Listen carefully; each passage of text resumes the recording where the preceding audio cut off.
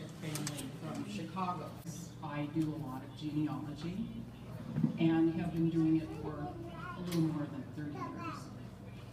But didn't start on the Vondracek family until, what, Peter?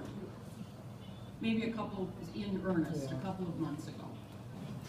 And I was especially interested in the Kaisers. Marie Kaiser married John Vondracek. And that's where it gets touchy, because they were Vondracecs. The only Vondracek that I could find was,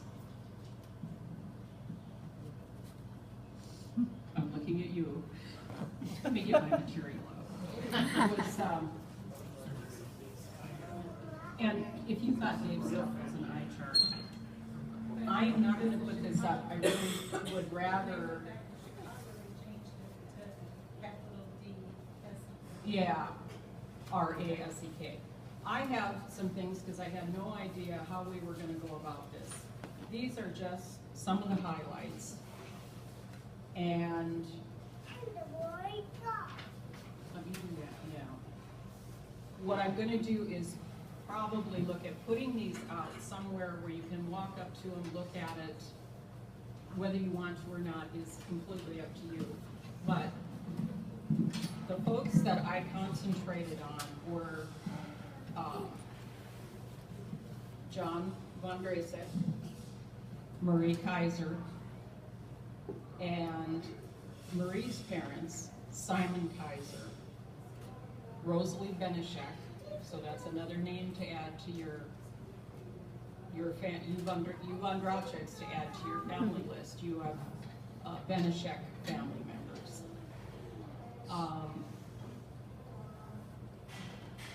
John's parents were Frank Vondracek, and now I need help from a good Czech who can pronounce V-L-C-E-K. Volcek? Okay. Mary Volcek. So now you have those new people to add to your family list. I have no information on them that I can share because they never came across the pond. But I do have a fair amount of information on the Kaisers, some on the Vondracecs, and I concentrated primarily in the Chicago area. I haven't really gotten that far out of Chicago because there is a fair amount of information there that I was able to gather. So I know you can't see this, but when you have a chance, walk up and take a look at it. Let me start though, in terms of the family, going through John and Marie's family. When they came in 1859, they came from the port of Bremen, landed in New York. They had, their oldest child was a girl, Josepha. She was 9. Catherine was about 18 months old. And Marie's mother, Teresa, who was 60 at the time, came with them. Why they came, I don't know at this point. We may never know why, what brought them here. There could have been Benisheks in this country that they were coming to live with or to see, because once they end up getting to Chicago, Teresa is no longer with the family. Josepha is no longer with the family. And there is record of Teresa passing away some years later. So she was living in Chicago, but we don't right now know where she was. Backing up a little, the family came across on the ship North America. They landed in the port of New York. They would have had to have anchored offshore so that a doctor could have gone on board, given everyone a physical, made sure they were healthy enough to disembark, and then finally ended up coming ashore at the tip of New York in the immigration center known as Castle Garden. Ellis Island did not exist. It would not even come to be for another 30 years. So they got into Castle Garden. I have a little picture of it here somewhere, showing folks disembarking. Once there, they would have exchanged their money. Someone would have helped them with travel plans, and they would have had some temporary housing. I can determine that they left New York. They arrived on December 20th, 1859. So they would have been on that ship anywhere from a month to 3 months. We would know exactly how long they had been on the ship, except the Bremen authorities destroyed all the records from all of the thousands and thousands of people that were immigrating because they didn't have room to store all those records. It's, for a genealogist, that's very frustrating, but at any rate, we don't know for sure at this point how long that trip took. Probably, let's say 2 months. 2 months in steerage on a, boat maybe half the length of this room with 200 other people. Let that sink in. Not a lot of fun, I'm sure. Anyway, they, the records of their, once they got to this country, there were records of how old they were. Simon had put down as his occupation tailor. And in June of 1860, just 6 months later, we find them in Chicago. And that's where this family lived for all of its life. I didn't see that the Kaisers went anywhere else. There were Josepha, Catherine, Emma, Caroline, Charles, and Rosa Kaiser. So there was one male and however many females there are in that group. In total, the Kaisers had 11 children, and 7 or 8 of them survived. They lived in, if those of you familiar with Chicago, they lived on the near west side. So their eastern border was the southern branch of the Chicago River, bordered by streets and railroads all around them. And in that area, I thought, well, this is interesting because they were there in 1871, obviously. And I thought, I need to see where the Chicago fire was. They lived, I can't pinpoint it because they did move frequently, but they were either 6 blocks from the start of the fire or 12 blocks. So they were very, very close. And reading the history of that time, families that were that close packed everything up and had to leave. They didn't know if the fire would, come south. It ended up going north and east, so they survived. But once families that did survive that fire started moving down to the near west side, there was just incredible overcrowding because in an area that was already full of tenement houses and so forth, they were just jam-packed with people. I looked at the fact that Simon was a tailor, and I thought, well, did he have a shop? Can I find any record of that? And I don't think he had a shop. I think that he and the family were victims of the sweatshop system. They lived in tenement houses in the 3 or 4 different places they lived over that. He lived for another 30 years. And they moved several times, and you will be able to see some of the places they lived. And the conditions were horrific. They lived in their first home was Canal near Erie Street. And so I'm looking at that, and I'm looking at city directories and old newspapers. And at the time that social justice organizations were doing a lot of work trying to help people, they would go in and inspect these tenement houses. The manufacturers would download their things that needed to be sewed to the sweatshops.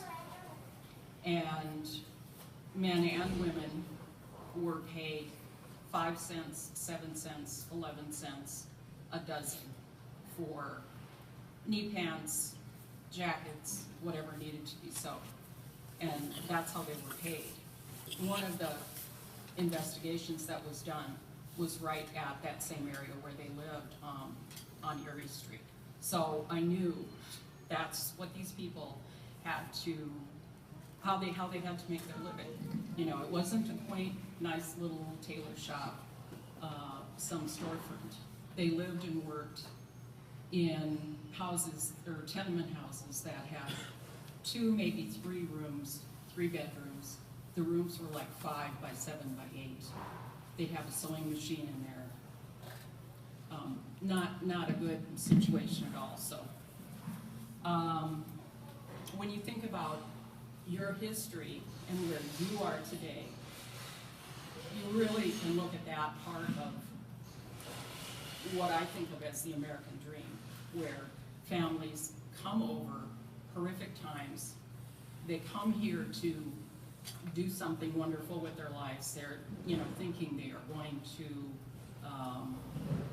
be very prosperous. And those were the conditions that these people lived in. Raise their families, and at some point, probably about, I don't know if I have a date right off the top of my head,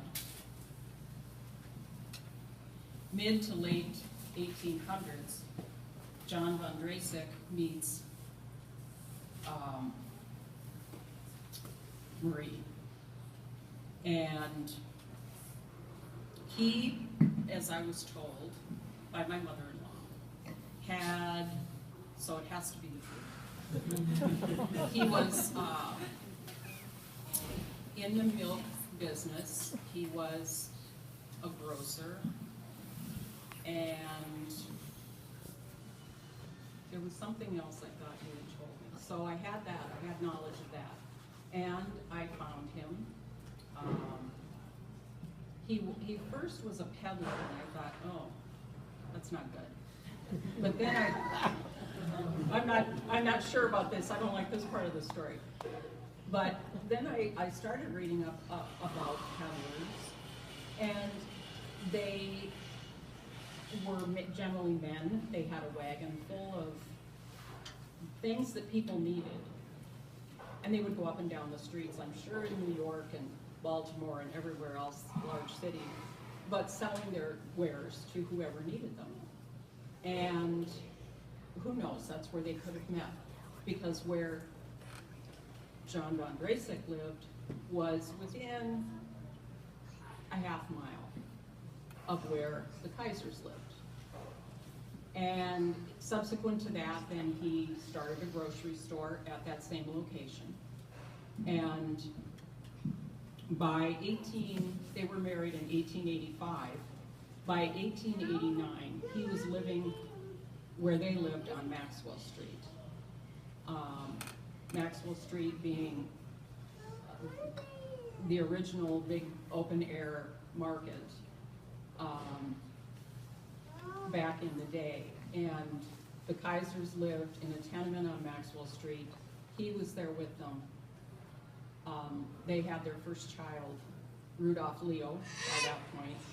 And a couple of years later, in 1891, Simon Kaiser dies.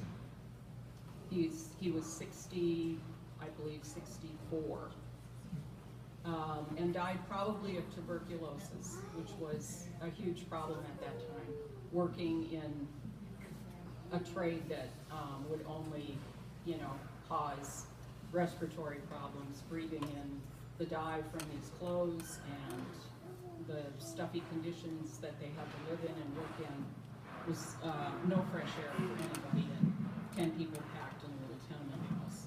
So Simon dies, and what I found, it was not what I would call an obituary. It was a free notice that you could put in the paper, and all it was a statement that said he had been buried out of St. Stanislaus Church. So in looking at that, discovered that St. Stanislaus didn't have its own cemetery, but everyone from St. Stanislaus would be taken up to Niles, Illinois, to cemetery there, and all of the Catholic churches kind of put their cemeteries together. So that now today, what exists is St. Adalbert's Cemetery. It is 220, almost 226 acres. There are 20,000 burials there. And they are predominantly Czech.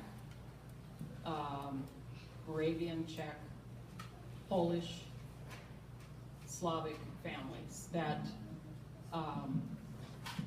are all buried generally in this same area.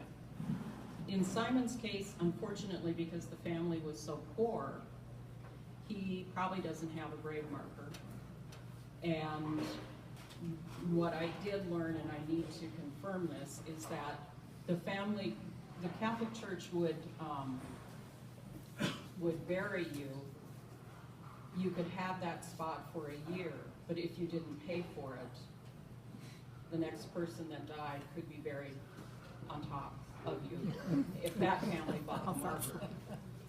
And so, in checking with the Catholic Archdiocese of Chicago, I can find no record of that. I find records of that elsewhere, but the Archdiocese is, you know, not real open about sharing that. So don't know why.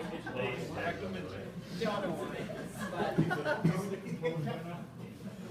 anyway, so Simon is there, and virtually the whole family is there. I had a note somewhere because I need to talk about John von Dreyse. Oh, wait a minute. I'm getting too close here. I've got to be.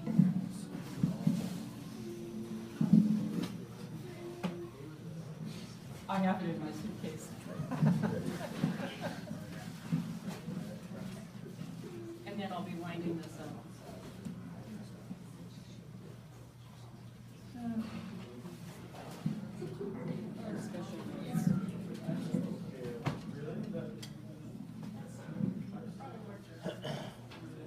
I hear you clearing your throat back there.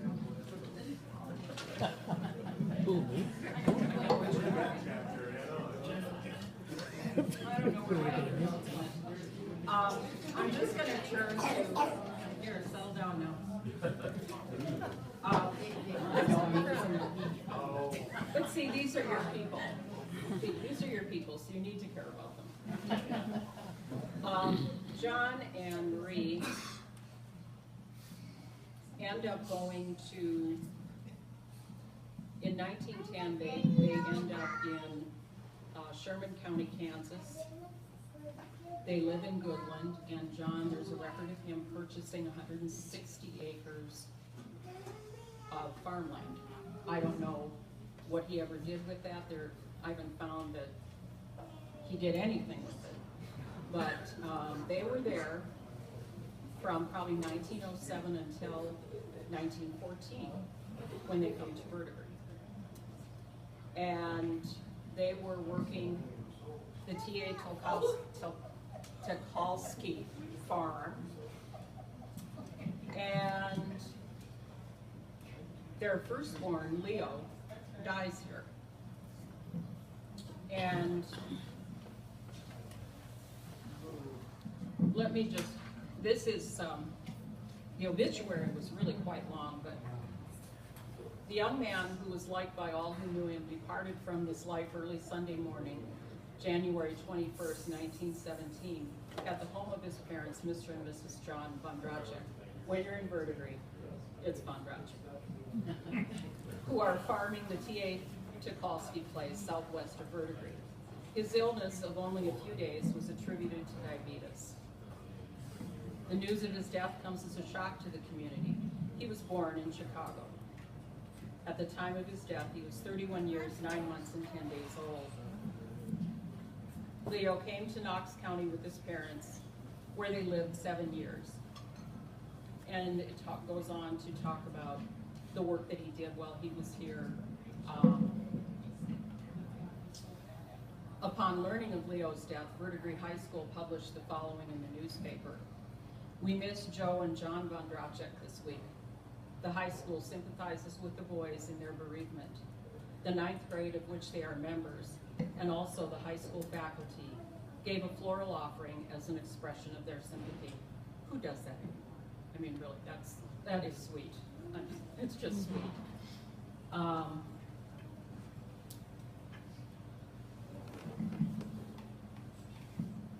Then, the Verdigris Citizen reported that Leo was buried at St. Wenceslas.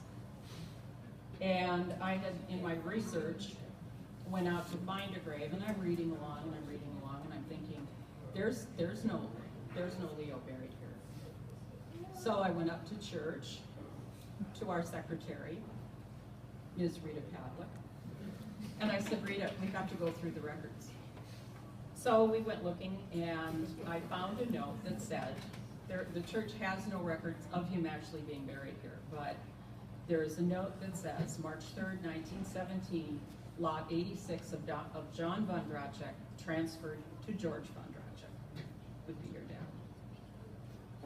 So I have to try and connect the dots somehow. I suspect that Leo is back in Chicago with his family, that they disinterred his body, took him back to Chicago, and what to do with the grave, sold it to George Vondracek.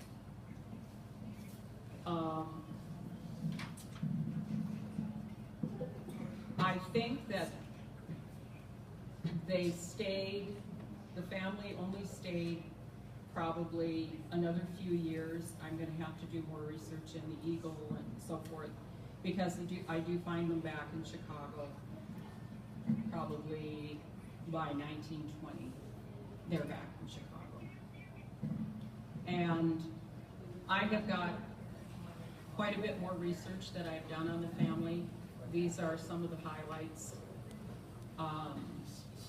Maybe you know this stuff, maybe you don't. If you're interested in any of the research that I've done, I'm happy to share it with anybody that would like to see it. I can send you files and pictures and what have you. You just need to let me know if you're interested. I do it because I love to do it, and I got tired of my family, you know. You can only spend so much time with the McCormicks, and then you have to move on. So I've enjoyed doing this, and I'll just keep doing it. And if you have any questions, let me know. And Dave, yes? Dave? Yeah, would you share, if somebody was interested in finding, would you share with them some of the sources that you've used to try to find information? Yeah. This is a dream to look for people in Chicago, because there is so much information out there. The University of Illinois has a ton of information.